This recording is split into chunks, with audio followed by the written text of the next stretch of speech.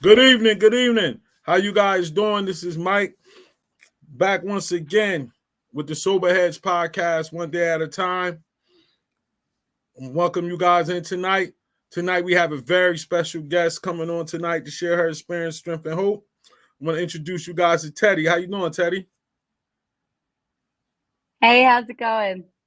You know what I mean? I met Teddi in my travels, and I was immediately attracted to her enthusiasm and how much her passion she has for recovery. So I maybe heard her story like once or twice, so I want to be interested in hearing it again. So the floor is yours, Terry. Terry's about to share her experience, strength, and hope with you guys. Hi, thank you so much. Thank you so much, Mike, for having me. um, I'm Teddi, and I'm an alcoholic. Um, my sobriety date, the day that I stopped drinking, is June 26th of 2017. So a little over 6.5 years ago.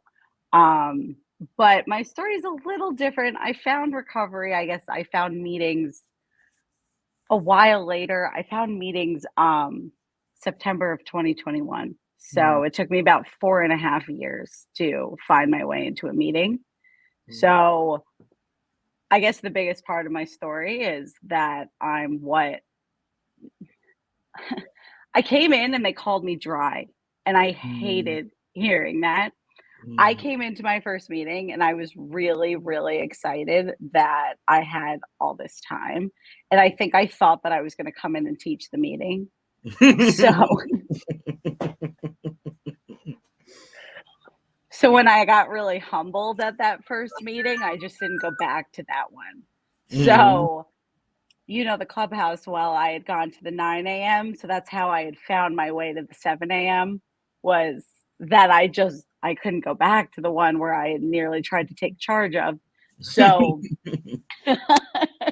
um I I met my sponsor at the next meeting. So what's pretty cool is I another I used to think that coincidence just happened to me all the time.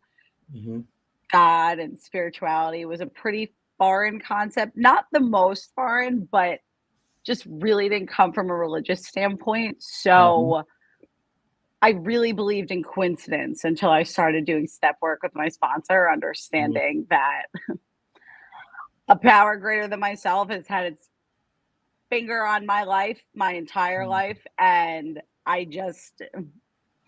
I'm forever being looked after, forever being watched over. And I never understood that until I feel like I was forced in meetings to come face to face with that. So I guess I could share a little more.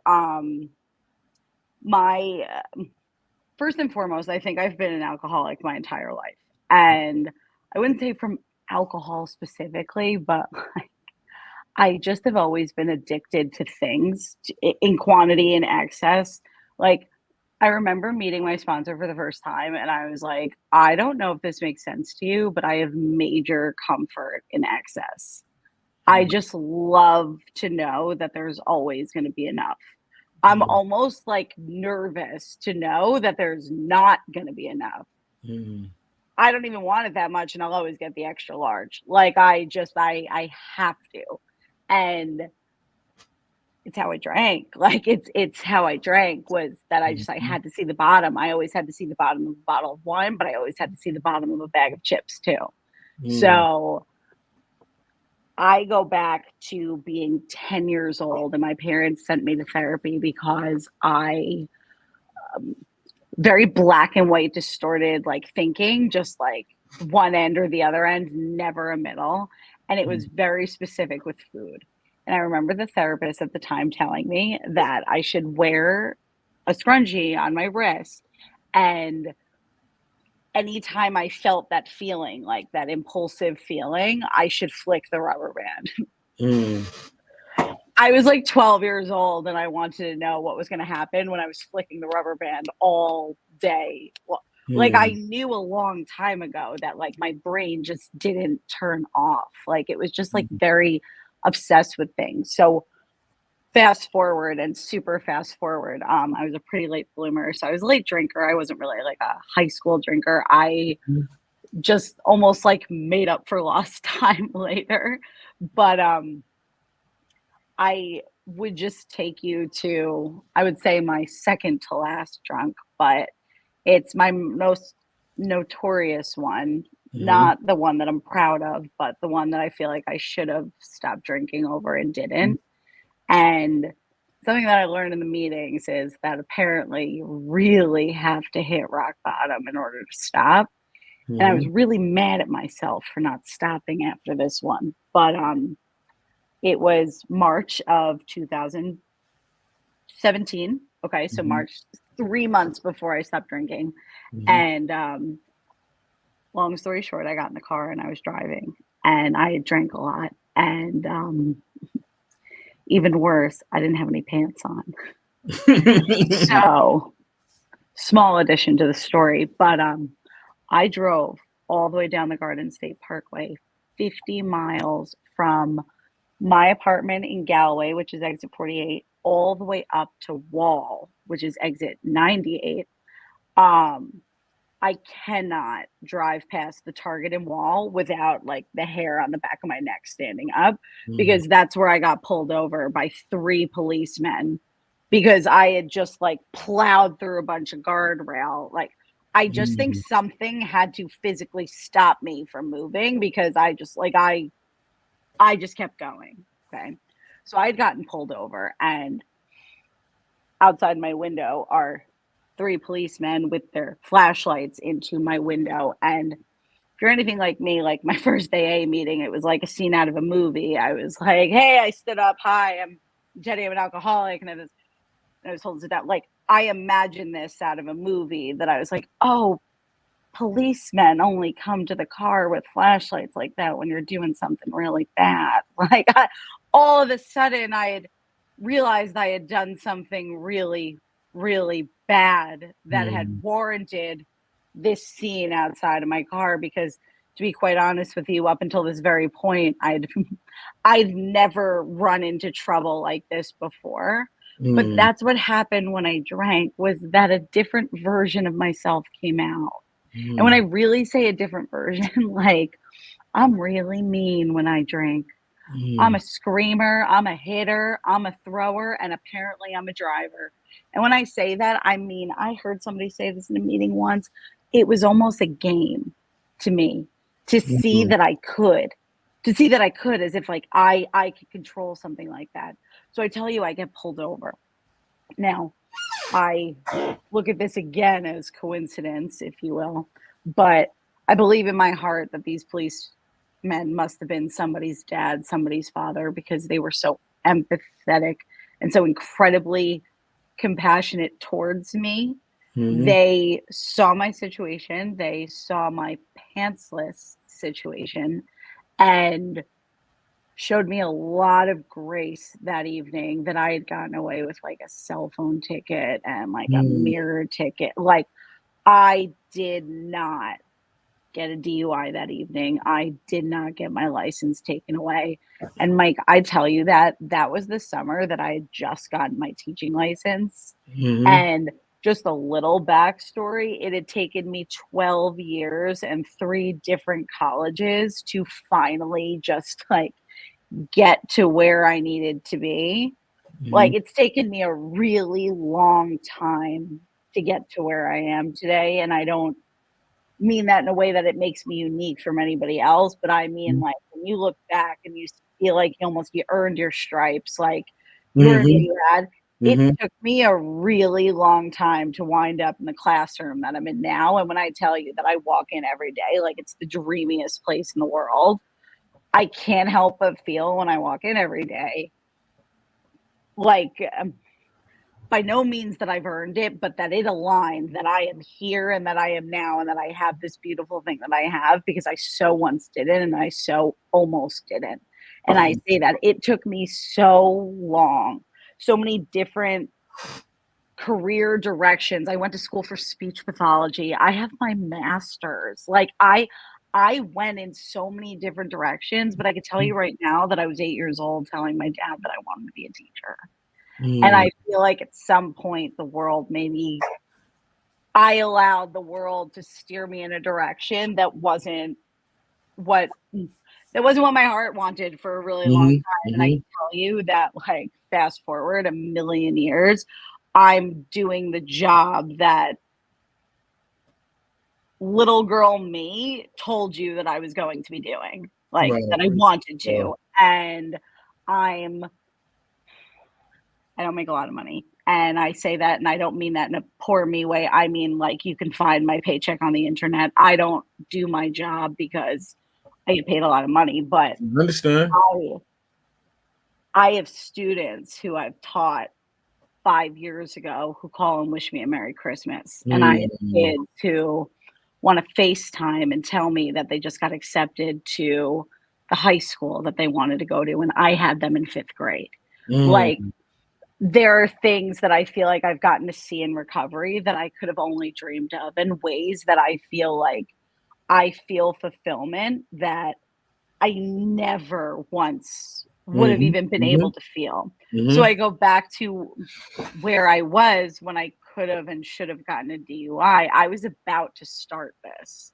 I was about to start this, and if you're anything like me, we do this thing where, like, something really good is about to happen, or, like, some really big milestone is here, and then, "Do you have the gas? Because I have the match, and, like, we're about to blow this place up." Like, I just Mm-hmm. but, like, it's like this self-sabotaging, that, like, this awful thing, but, like, I was about to throw it all away. 12 Mm-hmm. years of being in school, like, I just Mm-hmm.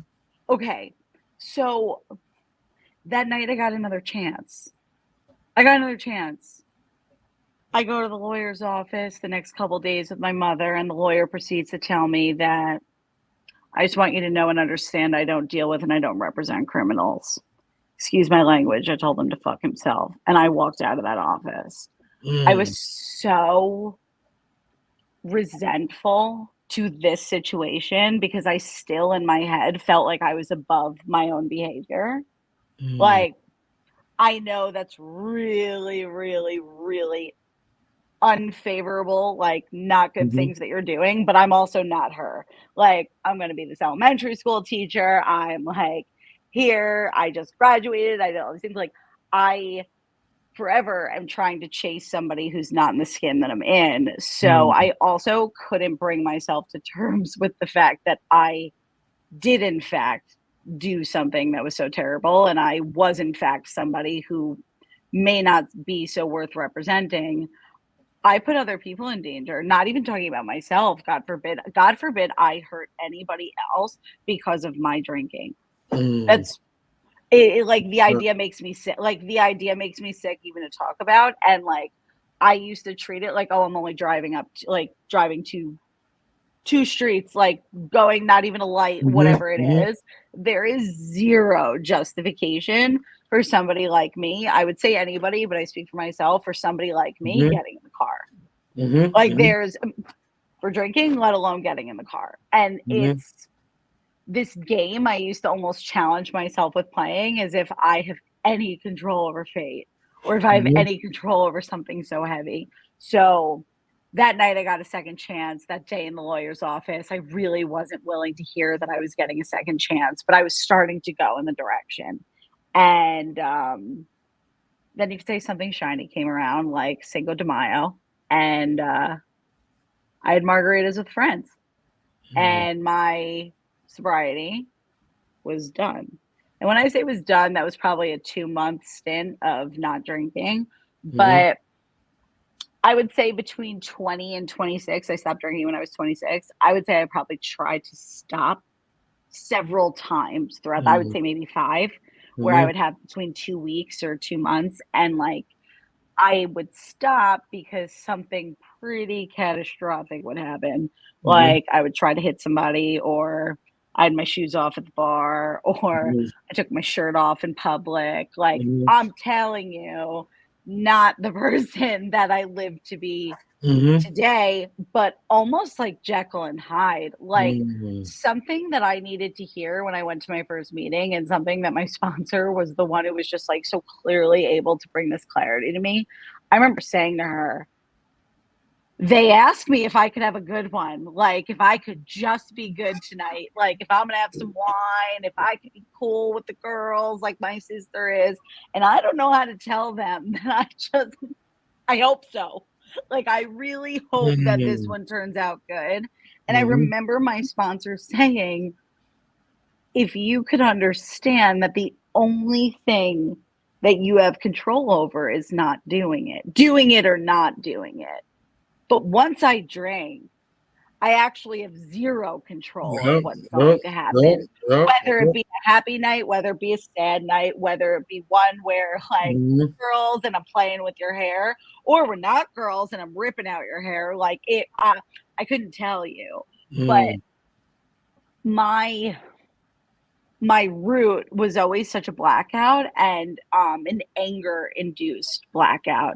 So mm, something that I've learned through recovery is, when I feel like my back is pinned up to the wall in any capacity, anger is the feeling that comes out.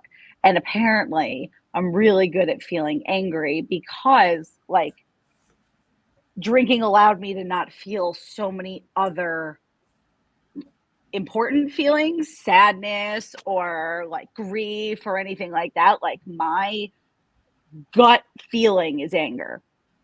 Hot, mhm. like, hot anger.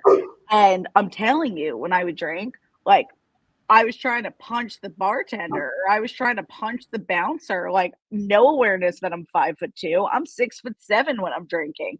Like, I I think I got my Jeep because I think I have this complex that I'm, like, bigger than myself. So, I have this chance. I have this chance to start over. And that summer, I got my teaching job in Newark, and I had gotten that was the only district that said yes, like 100% yes. It wasn't like a sub replacement, it wasn't like a leave, it was like, "We have a tenure track position." We should have done a little homework, and I don't even mean that to be so funny, but, like, there's a reason why there was, like, a 100% opening open.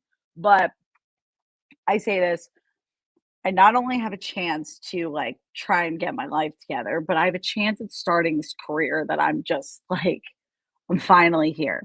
So, another just wonderfully loving part of my story is I like to say that I got sober when I started teaching. So, my first 5 years was in the same school. I feel like I got sober in my classroom. I feel like I got sober with my first group of students. I feel like there were several classes, and I don't mean that in a way to push my recovery or my sobriety on my students or anything. I feel like that there were colleagues of mine who came to my wedding who became so much more than just coworkers, were a part of my recovery because this place became uh, this place where I learned to serve. And I I don't know how to explain the feeling, but working in a school like I was working in, I've never been so needed in my life. And in a very selfish way, I mean, uh, these students just didn't have home lives like I grew up having in my bubble in Manalapan, New Jersey. And I don't know what else to say. Students like that need somebody like me with a heart like mine because I wanted to bring them all home. I swear my now husband would like call me concerned that I had 5 of them in my trunk because I just uh, every one of them I connected with in some way. I have been through so many different cell phone numbers, and that sounds so shady, but in 5 years of teaching in Newark, a lot of people have had my cell phone number, and it's been a blessing and a curse, but my promise to myself was given the chance that I had to be in this job that I so desperately wanted to end up being in, I was gonna be the best one that I could be. I mean, like Mother Teresa of the teachers, and I don't even wanna say that in a way, like, I mean, like, the best teacher that you're gonna give a big raise to, I mean, like, I have kids who reach out to me still wanting me to go to their games, and I don't know how else to tell you that that is, like, blessing upon blessing. I have old teachers reaching out that former students are asking if it's okay if they could have my number. Yes, yes, yes. And uh, like that, that's everything to me. And that's only something that through recovery, through my meetings, through not drinking, I've been able to become. I've been able to allow that part of me to be out here. I've been able to we have the triangle, and I feel like I was spending so much time trying to figure out what my pieces were like. Do I need therapy? Do I need medicine? Do I need all of these different things? It's weird to say that like if you don't find it, it finds you, but I feel like I like found service in such a way that like I didn't feel like I was forced into it. I was doing it in a way that I felt like I was giving so much of my time that I wasn't able to I wasn't able to think on a daily basis about how much I miss drinking or how much I wish that I was drinking because my time was so busy here and with them. I like I became a part of the community, and I just mean that in such a way like I if kids' parents weren't home on the holidays, I went up on the holidays and I was going to take them out to eat, or we were going to go to the store and we were going to get groceries for whatever they needed. If they needed jackets, if they needed sneakers, if they needed socks. And it's not that I'm money bags over here. It's that like I I mean it when I say that I'm going to be here and I'm going to be invested and I'm going to be present. And when I left last year, I left my teaching job there that I swear I thought I was going to retire. I remember talking to my dad, and he was so afraid that it was such an impulsive decision on my part, like an old school impulsive Teddy decision. And I remember feeling that it was almost the clearest that my head has ever been. And only regret is allowing myself to be out of the classroom for as long as I was out of the classroom. But zero regrets on the choice that I made and why I made the choice, and that's only something that being in recovery allowed me to be able to do, because today I'm in my dream classroom working with wonderful people, working with wonderful students, and it's just a world away different, but that's also a part of the strength and hope that I wanted to share as, like, leading to the story. But, I get this chance to be able to become a teacher again. And later on in that year, both my grandparents passed away in this horrific car accident. Same time, they both passed away. And they were in a car accident and they both passed away at the same time. But from a weird spiritual standpoint, we started seeing ladybugs in the winter. And all of a sudden, it was like, you know what? That's something. Like, looking for some kind of a sign that's something. And my spirituality kind of started with lights, flickering lights. I used to think that that was my grandma talking to me outside my apartment. Mm. But then it became ladybugs. And now every time I see a ladybug, I feel like a ladybug is looking for me. And I feel like a ladybug was sent here for me so Mm. that I'm made aware that whatever it is I'm about to do is safe. Or I'm made aware that whatever it is I'm about to do is it's okay, it's being watched over, whatever it is. But I had made this connection that ladybugs had to do with my grandparents.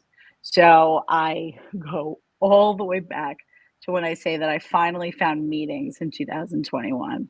And basically what led to it is I was on a family vacation and I exploded because there was alcohol there. And it just like for a really long time, it was just almost like my not drinking was like a light suggestion. And I don't mean like to totally minimize, but like it was kind of like I choose not to, not that I can't. And I've Mhm. learned now that there's a really big difference in that. Like Mhm. somebody choosing not to drink and somebody really not being able to drink because really bad things happen. Mhm. Like that's a big difference. So there was a big explosion on that trip, and I just remember the light bulb kind of went off for my family that it was like, wait, wait, wait, wait. This isn't really like hey, she doesn't want any, but she's not doing it. Like this is kind of like a let's pass the drinks over her head kind of thing. Like she shouldn't even be Mm. smelling it. Like all of a sudden it became like this is, I don't want to say this is real, but like it became like, no, like this is something to talk about. So I ended up finding meetings. I found that first meeting, the 9 a.m. I told you, on September 3rd. And I found the second meeting on September 4th. September 4th was both of my grandparents' birthdays. And it turns out that it is my sponsor's sobriety date.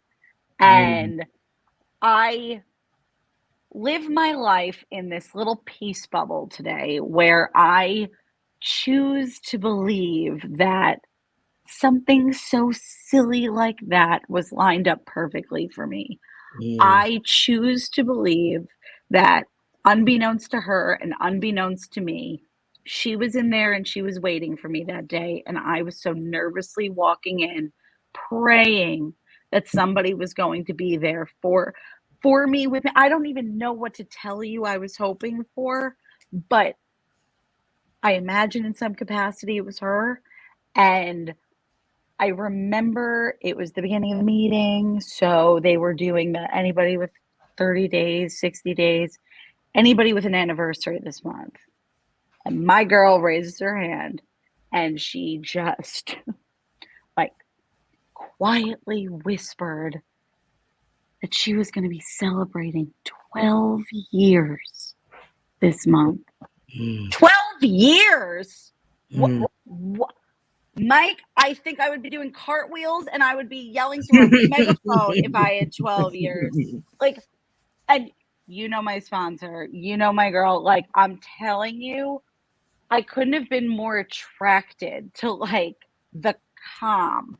Like, she was so comfortable in her own skin from what I see, because as much as I like know her today, she's not up on the pedestal that I think had her, that I think I had her on the first day that I met her, because my God, I was like, I don't understand how she was so humble that she has like, because in my head, I knew that every day leading up to that, I had counted every single day that I hadn't had a drink. I knew that before I had meetings, I was so painfully aware of every single day that had gone by, because I was the only one that I could talk to about it. I was the only one. I didn't have other people. So I meet my sponsor and I kind of went up to her and you've gotten to know me, I'm a little brazen. And I like, if I want to talk to you, I'm going to talk to you. And it's it's how I met my husband. It's how I met my sponsor. Like, I feel like I've also said to my friends, like I pick you. I went up to my sponsor and I was like, we had breakfast that morning. Like, there was some kind of formality that like went with this, because I can't say that I like proposed to her in the clubhouse, but like I basically proposed to her in a booth in a diner, that I was just like I need what you have so badly.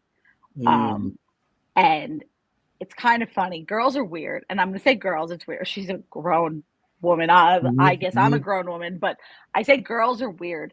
Like, you have such a distorted vision of yourself, and you have no idea the way that, and I'm just specifically saying this with other women, like, you have no idea how other women look at you. And I almost feel like we both romanticized each other in a weird way. Like, we both have such different personalities and we bring out two totally different things in each other.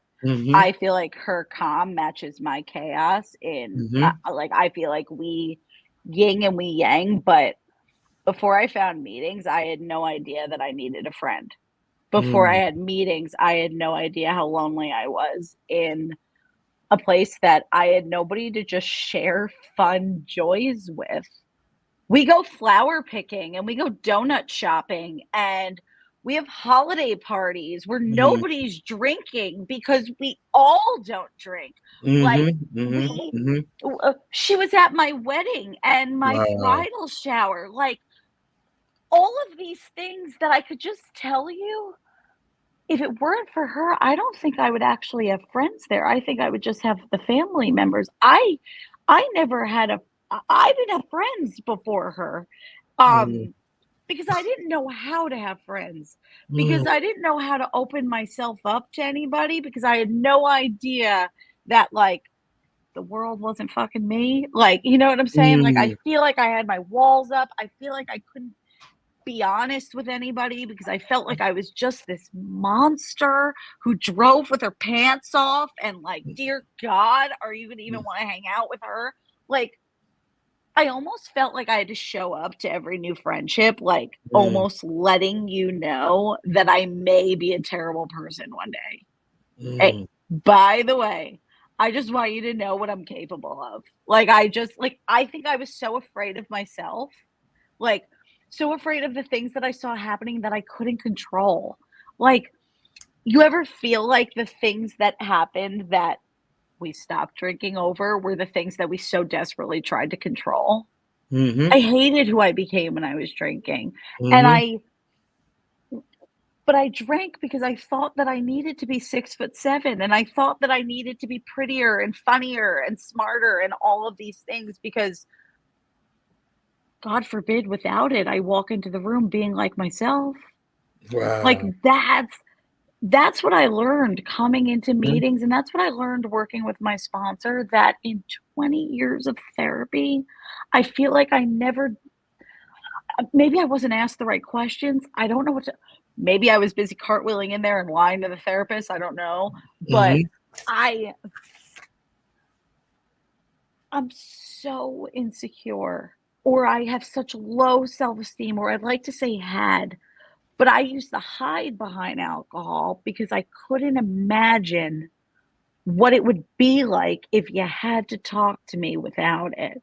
Or God mm, forbid, like, you went on a date with me or without it, or you weren't gonna wanna see what's under the shirt without it. Like, mm, I just could not imagine that you would be okay without it, with me without it. Like, I couldn't imagine. So, by the way, fast forward, we have a bunch of homies at the clubhouse, and there are some of them who like to tell me that I look cute on a Saturday, and I'm like, "I don't think he's talking to me. He must not be talking to me." Like, I so quickly am assuming that you're talking to the person behind me or that you're, like, up over my head. I self-esteem to the floor. So another part of the strength and the hope is, as an elementary school teacher, I feel like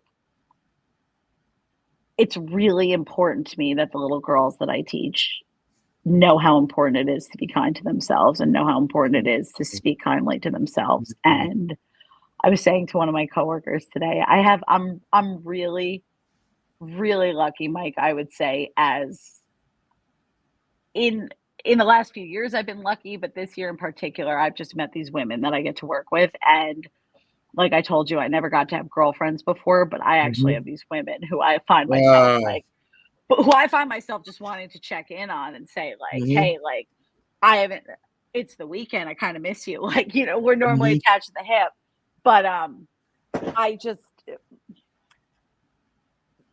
we were talking about it, that if there's anything I teach you, it's hopefully how to be a good person, hopefully how to mhm, be a decent person. I can't promise that I'm gonna teach you how to read. I can't promise that we're gonna be writing beautiful paragraphs. I'd like to say I could for my resume, but I, I'd like to think that my focus in the classroom is on them being good to each other, but most importantly, them being good to themselves, and it's something that I feel like I wasn't able to do for myself, and I mhm, don't blame anybody for that, right? Like, I don't think that my parents didn't show me love. I don't think that, like, my therapist didn't try to help me the best that she could. I actually, like, don't have any anger today towards anything. I just feel like I have this awareness that I didn't have it, and I mm, want them to have it. Like, I want them to have that school experience that they are busting at the seams to come in the morning, and I can tell you right now, it gives me butterflies. I have these little Wow, girls who love come, it. but they come sprinting in the morning, and they're so excited to come to school, and it makes me so excited to be at school because Mhm, they're mhm, so excited to be mhm. here. And it's just before this, like I didn't have the head for it. You didn't have the head for it because you're so messed up. What I didn't understand before finding meetings was that, like, without having anyone to talk to, without getting this stuff out, like, we're trapped. But Yep, you're yep, trapped with yourself. yep, yep. Somebody said to me, everywhere I go, there I am. And I was like, Mhm, yeah, like, yeah, there I am all the time. Shit. Like, but I didn't realize that I was chained to myself. Like, I didn't realize that I would tell you I was carrying around all these demons in my backpack and I mhm, had like all these dead bodies in my closet. Like, I just, mhm, hey man, I'm the darkest one in the room. And you start doing this work and you start doing a little reading and you start being maybe a little willing to be honest. And when I say being a little willing to be honest, I feel like by the time I found meetings, I was so tired. I was so tired holding my, like, I don't know even what you wanna call it, my not drinking in my head by myself. Like, mhm. I I don't know how else to say it, it just seemed like I was getting like, looking back, I wonder if I was just gonna quit because it was just like, well, why? Like, what's the point anymore if I'm just gonna keep feeling this way? Like, if I'm just gonna keep being nuts, if I'm just gonna keep being at a 14 all the time, like, I just it was awful, and I remember the night after my first meeting, I slept like a baby, Wow, and, like, when I say I slept like a baby, like, it was almost like it had just left, like, it and, wow, like, that kept happening, like, wow. I'll end with saying this, like, I was somebody who I feel like I used to have to get horse tranquilizers to go to sleep. I was getting trazodone, I was getting Xanax, and, Mhm, like, mhm, when I tell you, my guy, I had the big boys because I could totally manipulate a therapist or a psychiatrist and be like, "Look, this isn't working," or this I could get what I wanted when I wanted, and that's something that, like, I used to think was cute, I used to think was fun, I used to think whatever, like, mhm, I don't know, I didn't know it was a bad thing to not be able to get the medicine that I wanted when I wanted it, but I started coming to meetings and all of a sudden, I was really tired. Like, I remember I would say to my sponsor, like, "I need to go home and go to bed, and I don't wanna see anybody, and I don't wanna talk to anybody. I'm not mad or anything like that. I'm just I was exhausted, and I felt like I felt like repenting for all the things that I feel like I was realizing I had done or I was doing was mhm, also kind of mhm, exhausting. Like, mhm, I just I was also at the same time, though, so excited that I was like it was almost like I was getting, like, definitions for what was happening, or, like, I was able to get, like, a diagnosis for the symptoms, like, every time my sponsor read something in the book to me, it made sense to me. I was like, "Oh my god, you are talking about me. I thought this book was written about me," but, like, all before that, I never spoke to anybody about it, so I had all of these, like I it was like I was just being let out of the like, I was let out of the house for the first time, right? Like, I was almost like this I was just so desperate to hear all these things, but then to say all of these things. Like, the biggest thing that people told me was to shut the fuck up and listen because I just wanted to talk as soon as I got here because I had spent 4.5 years not talking. And I mm. don't literally mean not talking, but I'm so I mean showing up places and, like, white knuckling it and being really mhm, tense at a family mhm, wedding, or at some point, it just became avoiding. I stopped mhm, going to family events, and I just got back from I went to go visit my parents out west, and that trip that I told you about that landed me in the meetings was a trip out west, and I haven't been back since that explosion, mm, and it's been 2 years, 2.5 years, and there have been 6 family trips there since, and I have had a ticket purchased for me each time, and I have not made it there. Like, I don't know if you say I wasn't ready, I don't know, whatever you call it. I got there 2 weeks ago, last week, I got there, and my husband was sick, unfortunately, but I was determined to get there. I went without him, and if you're one of my friends, you fucking know me. I don't go anywhere without him. Like, I don't. He's a very, very big comfort, safety to me, especially when it comes to traveling.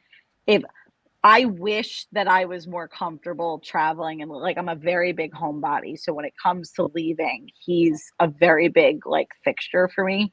And I had said to him, really having this idea that he wasn't going to be well enough to go, like, I do hope it's okay, respectfully, but I'm planning on still going. And we've been together for 7 years now. He actually told me that he agreed with like my wellness, as in, and it wasn't in this like minimizing, like weird way. It's like he actually felt comfortable and safe with me going without him. And I don't think in years, and that sounds weird, like it almost sounds like fatherly, but I think when you have your partner and you like, you want to protect them and you always want to be there, and like in his mind, like he always wants to be there, and he always wants to be there to like look after and take care of me. And for him to actually say that he felt comfortable, I say comfortable, but like almost like letting me go. Like, I don't like to see graduated, but I feel like that was like an achievement.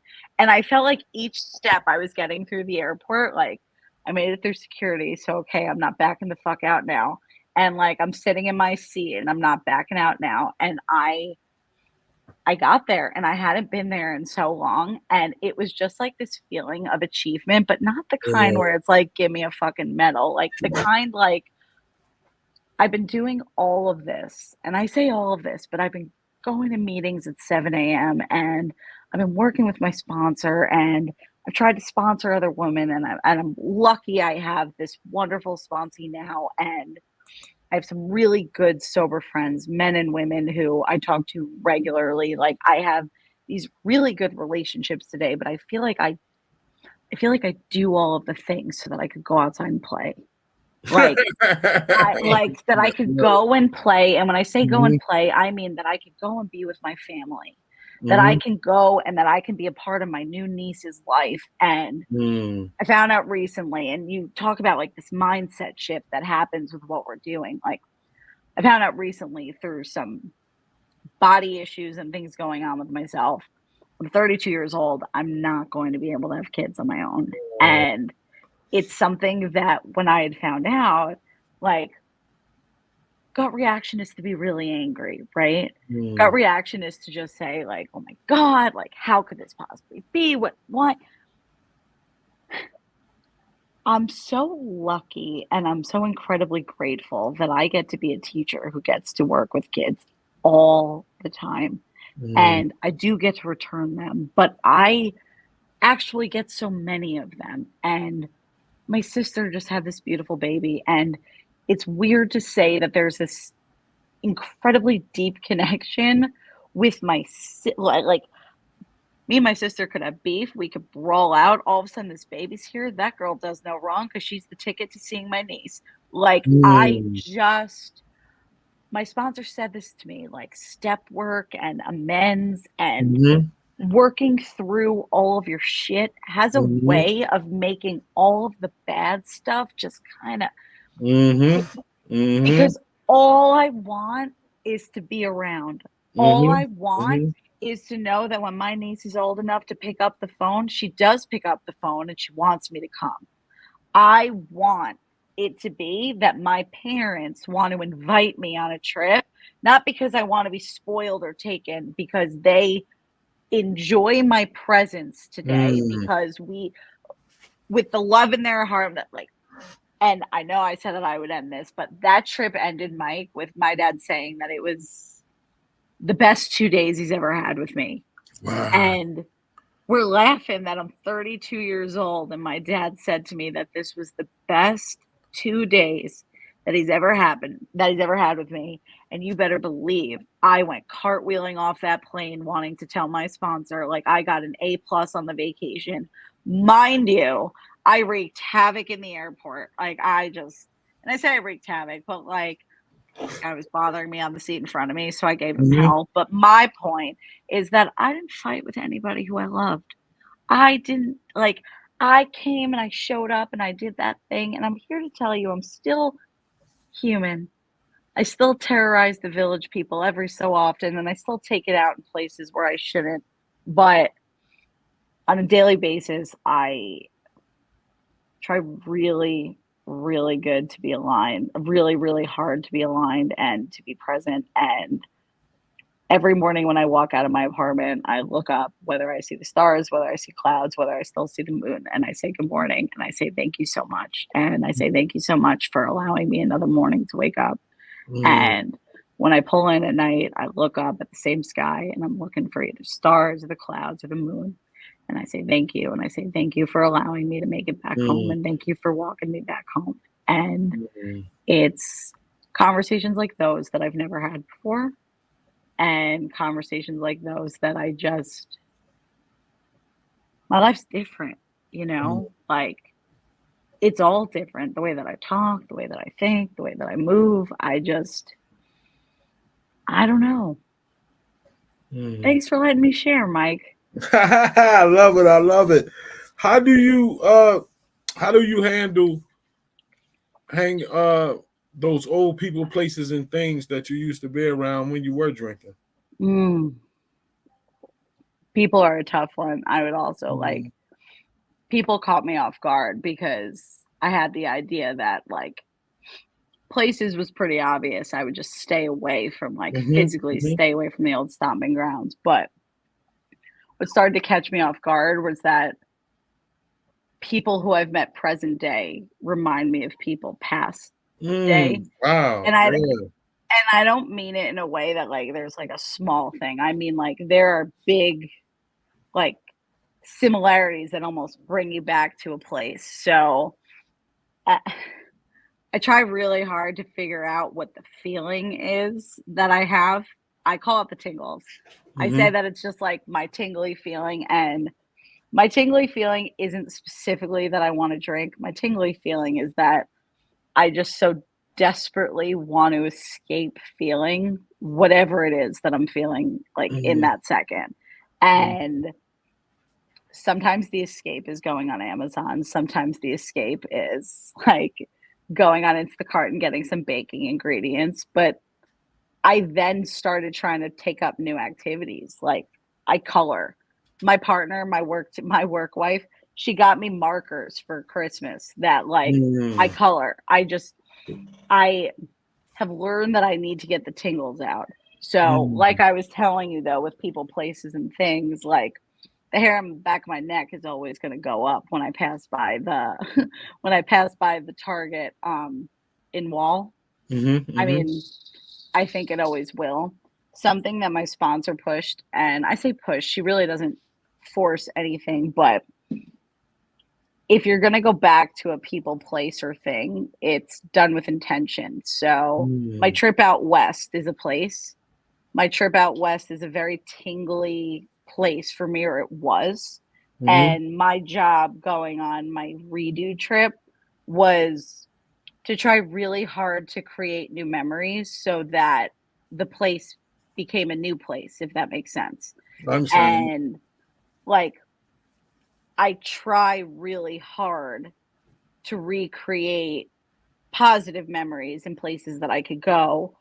But on the contrary, London, I studied abroad, and an earlier part of my story is that I had my first panic attack, like, mental breakdown when I was in London, and I ended up coming home early from studying abroad. I was there for, like, 5 weeks instead of 15 weeks. And I remember saying to my sponsor, like, I need to go back to London. And I remember her saying, why? Or asking why. And what do you mean why? Like, I didn't make it. There are some things that are a part of the story, some things, I guess, that are a part of the narrative that don't have to be revisited and don't have to be tackled. I think done with intention, if there's a meaningful person, place, or thing that I will be needed to, like, there are going to be new family memories made out west. My niece is going to be going out there and things are going to be happening, and I have a choice whether I go or I don't go. At this point in time, I want to go. So I think that's a part of mindset too, is just like intentionally trying to never forget. And I'm never willing to forget what's happened here or what's happened, but being able to mindfully place yourself where you need to be in order to go. What advice would you have for the new alcoholic or addict who's still suffering, the person that's still out there? What advice would you have for them? Still out there meaning coming to meetings, or still out there meaning just still out there suffering? There might be a family member, a friend, or just people out there that's still stuck in the addiction. What kind of advice would you have for them?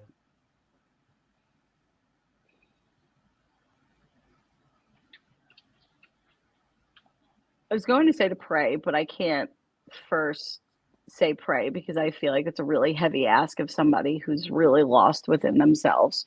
So I would say my first thing that I would encourage somebody to do is to try to find something to connect to. And it could be the ground that you're walking on. It could be a flower that's growing outside. I encourage you to look for something that was mindfully and thoughtfully made that isn't something made by a human. I did this with my sponsee, and I asked her what she likes to see. I'm looking at this. My husband brought these home, but I have flowers. It's blurry, but I have flowers, and they are so incredibly and beautifully made, and not one person had their hand physically on it to make each individual petal the way that it is, or each thing.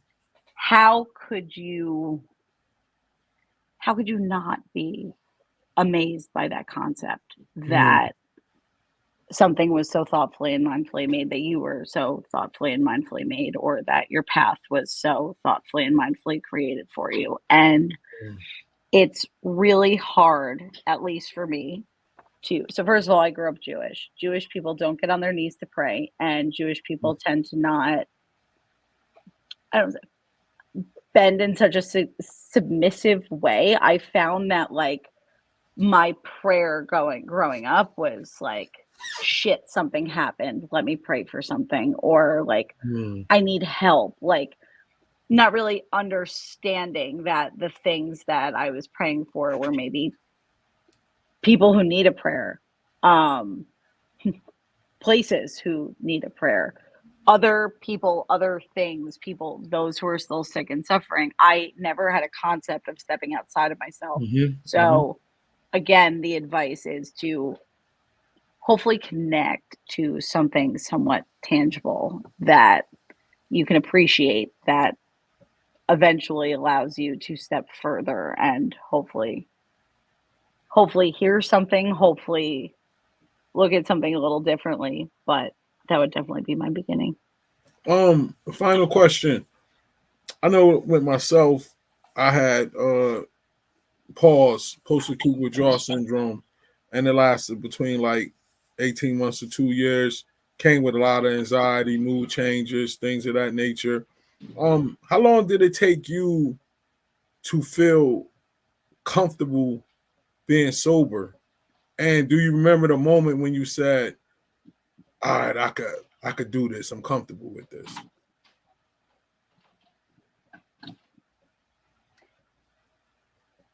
I didn't feel comfortable until after I found meetings.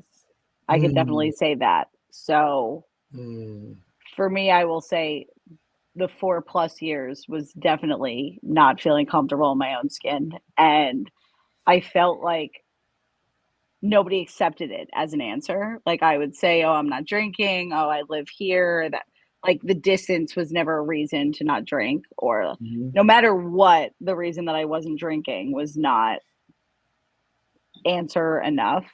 I think after that conversation with my family that led me to meetings, I feel like I had ironic to say confidence, but confidence in myself, because I felt like it was the first time that they believed me. It was the first time that we were all on the same page, that there was a really big problem here, and that the problem was definitely bigger than a couple drinks. So I felt more comfortable saying to other people that I couldn't drink. And when would I say that I knew? I wouldn't say that I got it. I started a new teaching job this past year, and in August we had a like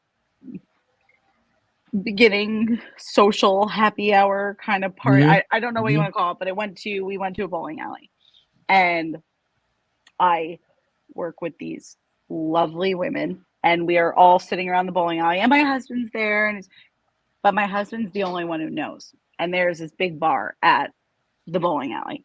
And basically at this point, my husband knows that he's not leaving my side because he's the only one who knows. And like a new setting, a new environment, like it makes you feel.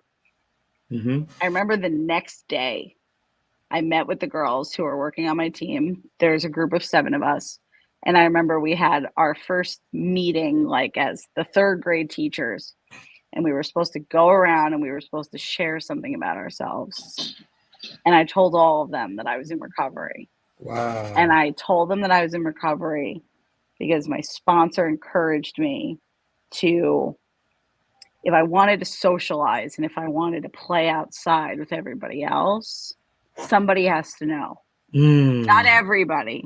And I am not there on the megaphone telling everybody that I'm an alcoholic. I am not I'm not the school alcoholic that like everybody's coming to me with their brother, sister, cousin, which by the way is a pretty cool thing that does happen when people do find out that you're in recovery. It seems like everybody does have a somebody, unfortunately, but you're able to help maybe provide them with some comfort because there's some answers or some talking. So that's also been something positive. But I told these women, and they were really kind to me when I had told them. And I didn't tell them in a way like we were having a Q&A session, and and I'm actually lucky. One of them, I find myself particularly close with her. We talk about it somewhat on a daily basis. As in, if she has a question, she doesn't hesitate to ask me. And I don't hesitate to make a comment if I was going to make a comment, because I'm safe here when somebody else knows. And I've learned that when I keep myself in honest company, not in a way like I need you to be worried about me, not in a way that I want you to be worried about me, but you know this thing. I want to play.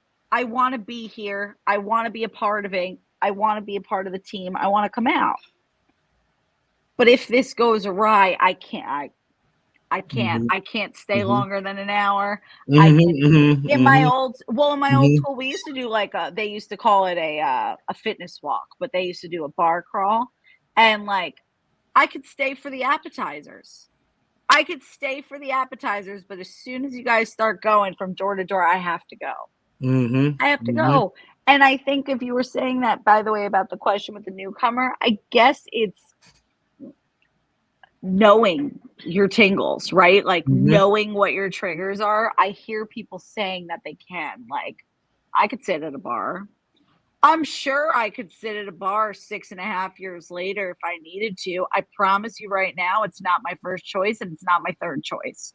Like, I don't, as much as we were joking around before, do you have the match? Do you have the gas? Like, I don't choose to play with fire when it comes to my drinking. Me neither. I can't. I agree. I can't hang with people who at all would make me feel like I'm in a place where I can't be. Like, it's such a non-negotiable that I guess that's also Mhm. what you say with people, places, and things, Mhm. right? Like, Mhm. you're kind of aware of who's good company, who's safe company.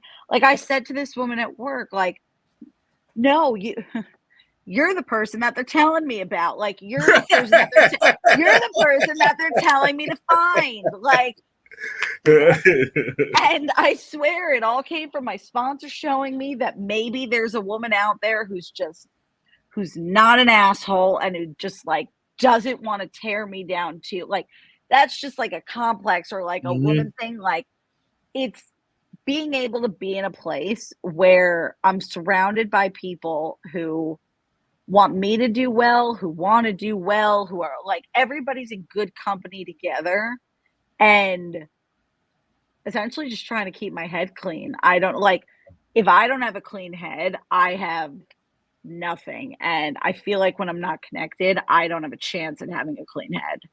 Mm. So, Teddy, I want to thank you for coming on tonight. It was such a joy, man, and I got a chance to get a lot of insight on you. And I know with a lot of the stuff that you said, that is definitely some people out there that is going to get something from your story. Um, I'm definitely gonna see you on our journeys. You know what I mean? At Oh, a couple of spots, we're gonna definitely run into each other. I wish I was still able to go to that 7 a.m. But I'm you gonna know I definitely hit it like do. on a Saturday or Sunday. I'm gonna stop through there.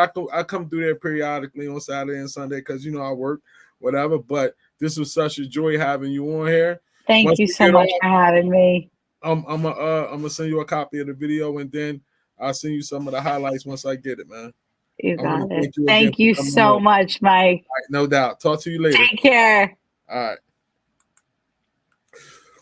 That was Teddy sharing her experience, strength, and hope. I want to thank you guys for tuning in to another episode of the Soberhead podcast, one day at a time. Next week, we most high willing, we'll have another guest coming on sharing their experience, strength, and hope. And please enjoy your night. Be safe tonight. Shalom.